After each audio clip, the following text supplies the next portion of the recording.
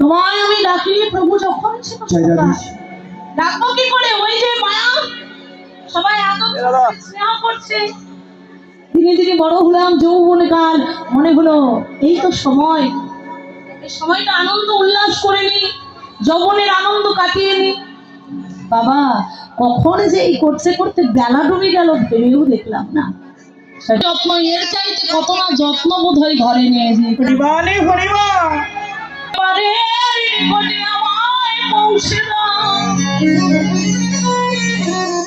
এই সকলের মাঝে আর সইতে পারছি না।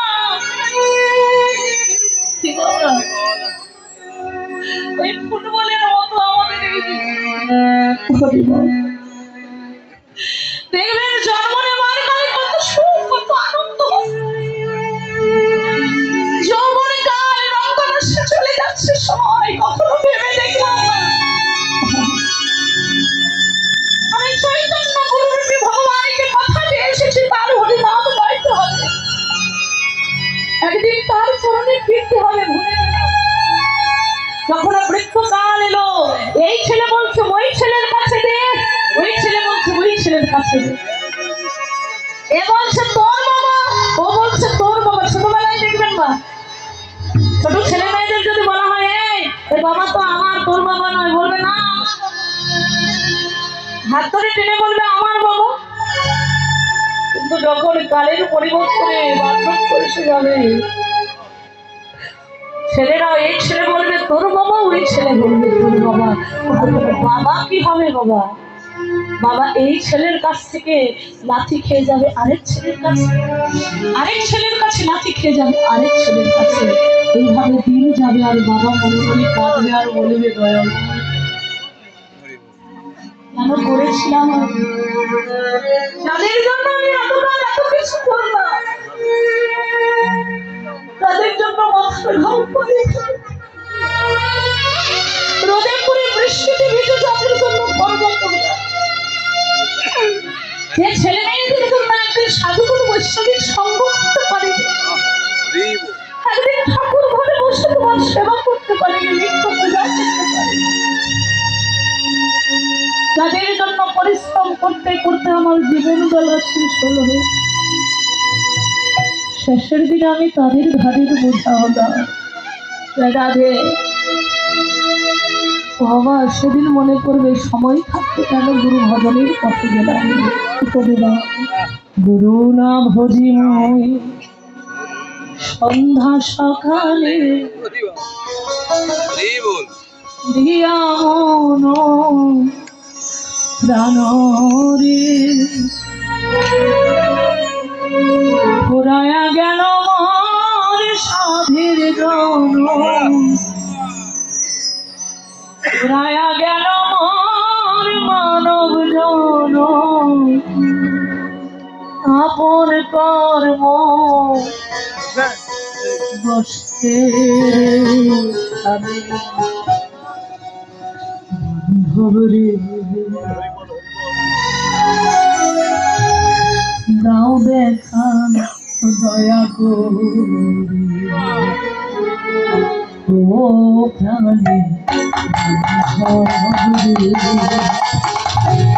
দাও দেখা দয়া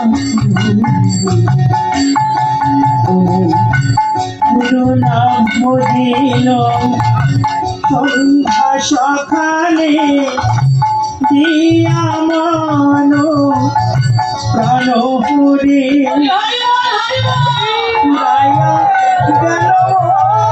সাধের জানো পুরায়া মানব জানো আপন কর্ম দোষের প্রাণী দাও দেখা দয়া করি ও প্রাণী দাও দেখা দয়া করি। শীতে হবে না বাড়ি বাড়ি সেই না ভাব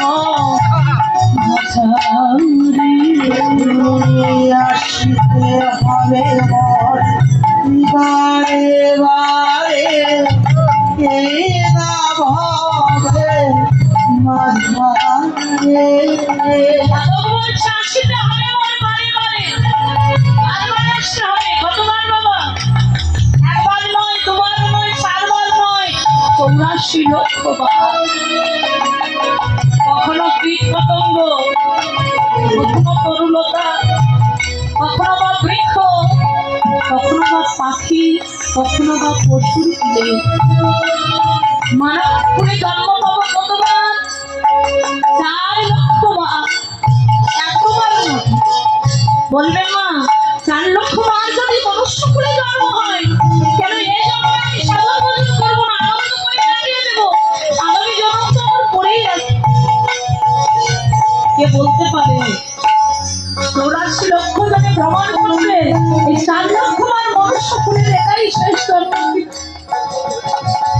হতেই তো পারে 4 লক্ষ জন্মের শেষ পর্যায়ে এসে পৌঁছবে, হয়তো আর মনুষ্য কুল পাবো না। আর যদি না হয়, আর এই মনুষ্য দেহ না পেলে কি আর কৃষ্ণ ভজন হবে, আর কি সাধন হবে? পাবো কি আর সদ্গুরু চরণ? আর হবে না। তাই তো বলছে ভ্রমণ আসিতে হবে মোর বারে বারে এই না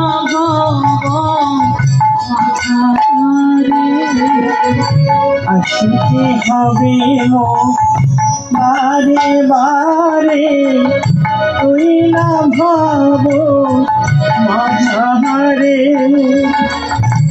আর না হবে মোর সাধিত,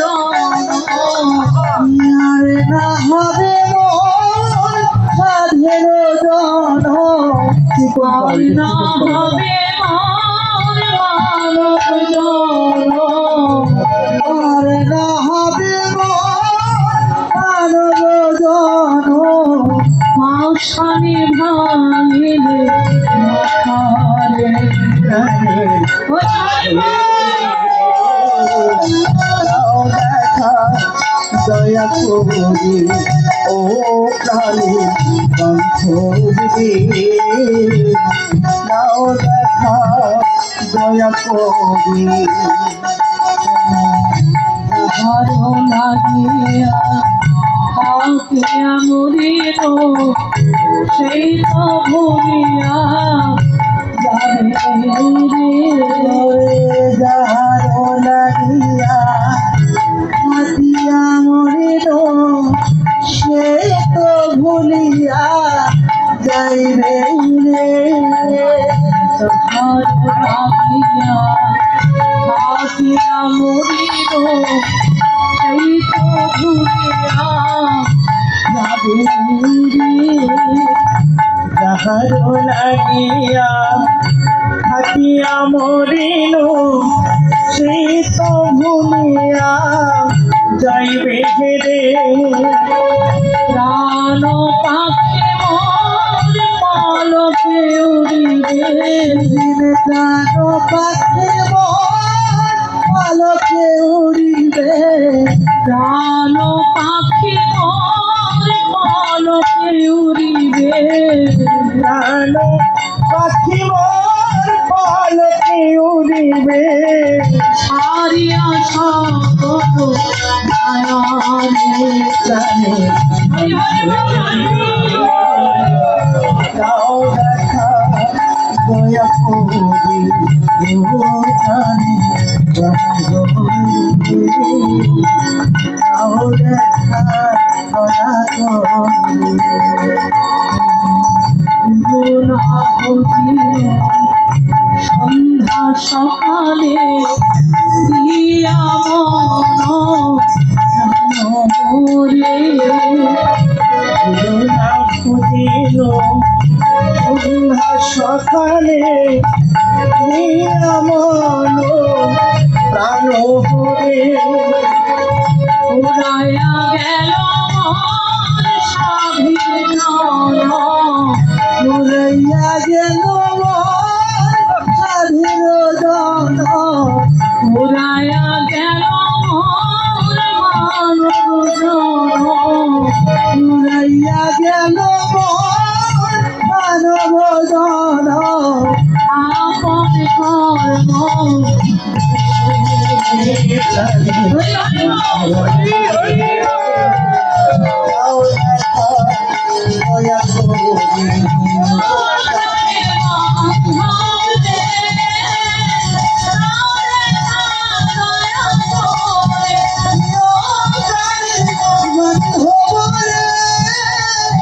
দাও দেখা দয়া করে।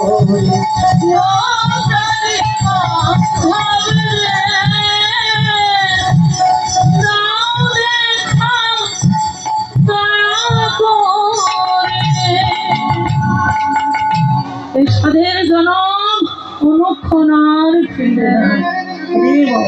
শেষে বড় সাধনা করে মনুষ্য জনমটা পেয়েছে। কীট পতঙ্গ পশু পাখির কুলে কত কেঁদে বলেছিলাম, দয়াময় তুমি আমায় জন্ম দাও, মনুষ্য কুলে তোমার ভজন করবো, তোমার সেবা পূজা করবো। কিন্তু সংসারে এসে সব ভুলে গেলাম। পিতার ধনকে হারিয়ে, পিতৃবস্তু হারিয়ে নিঃস্ব হলাম, পথের কাঙাল হলাম। বাবা, পিতৃধন পিতৃবস্তু রক্ষা করা প্রত্যেক সন্তানের কর্তব্য। সেই জগতের পিতা অনাদি আদি গোবিন্দকে কথা দিলাম, কিন্তু ধনকে হারিয়ে ফেলেছি সংসারে।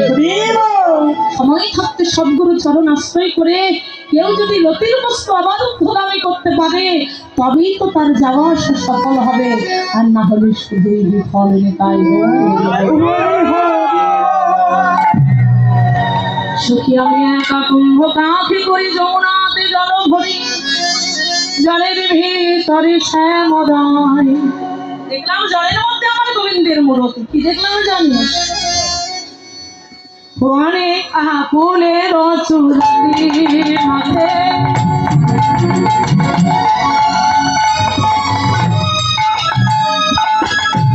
মহল মুরলী থাকে, ফুলের রাতে বাজে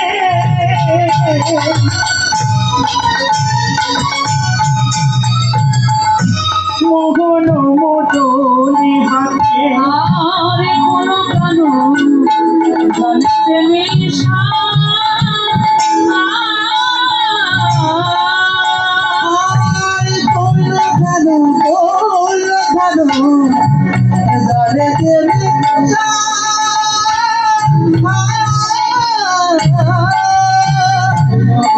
জলের মাঝে জলে মাঝে সে গেল গোবিন্দ ধরা বলবে, গোবিন্দ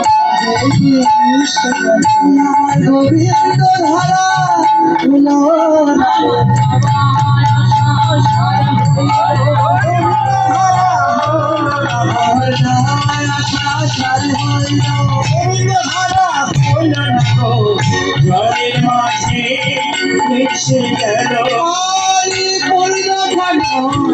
জলে দেবে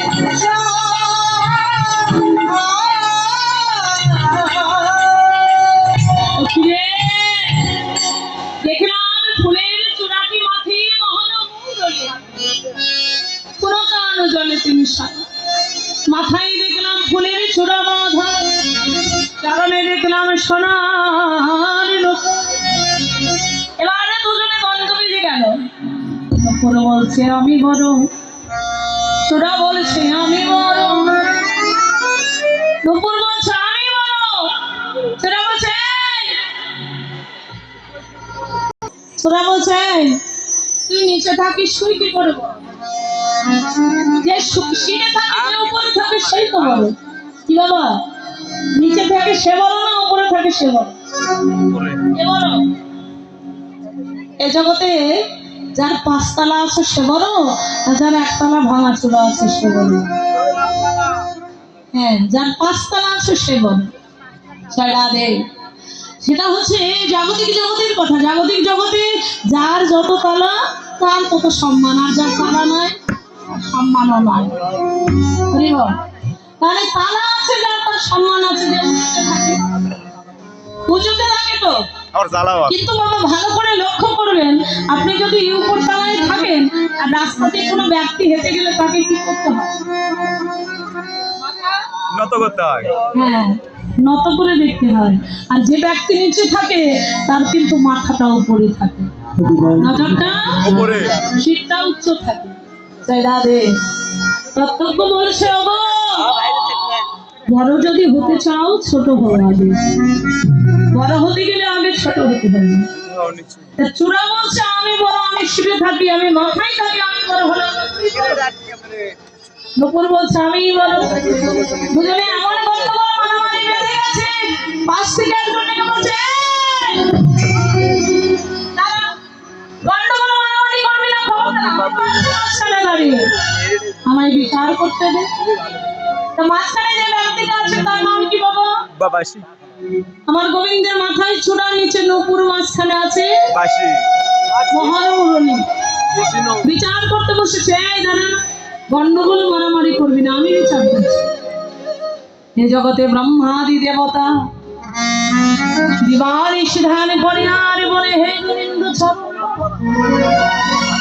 মা চরণ চাইছে তো, সে চাইলো?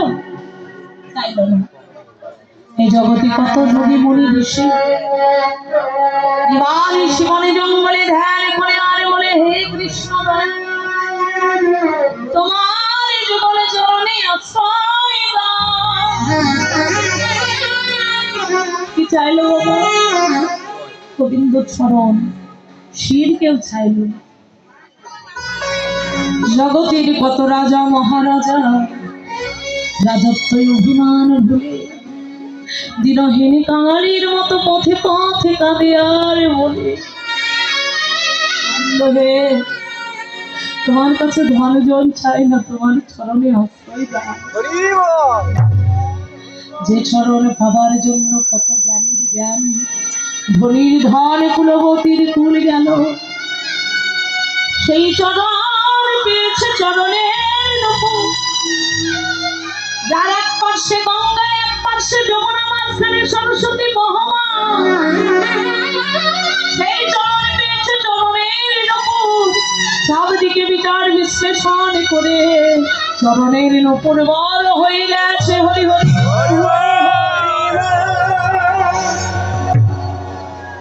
চূড়ার মনে এতক্ষণ যে অহংকার ছিল, আত্মাভিমান ছিল, চূড়া আত্মাভিমান ভুলে গিয়ে নবুরের কাছে কেঁদে বলেছে, ভাই রে, আমার অভিমানের আসন ভেঙেছে, আমার ভাগ্যে তো গোবিন্দ চরণ পাওয়া হলো না। তুই কৃপা করে বল আমি কেমন করে কৃষ্ণ চরণে ধুলি পাবো? নকুল বলছে, চূড়া তুই বামে হেলে থাক, বামে হেললেই তুই গোবিন্দ চরণ পাবি। বলে না রে, বামে হেলতে একটু কষ্ট হয়, ডানে হেললে হবে? বলে না গো, বাম দিকে হেলে থাক। কেন জানিস? বাম চরণে আছে রাধারানীর, কেননা কৃষ্ণের বাম অঙ্গ কার অঙ্গ বাবা? রাধার অঙ্গ। রাধা শক্তি, কৃষ্ণ পূর্ণ শক্তিমান, দুই দেহ ভেদ নাহি শাস্ত্রের প্রমাণ।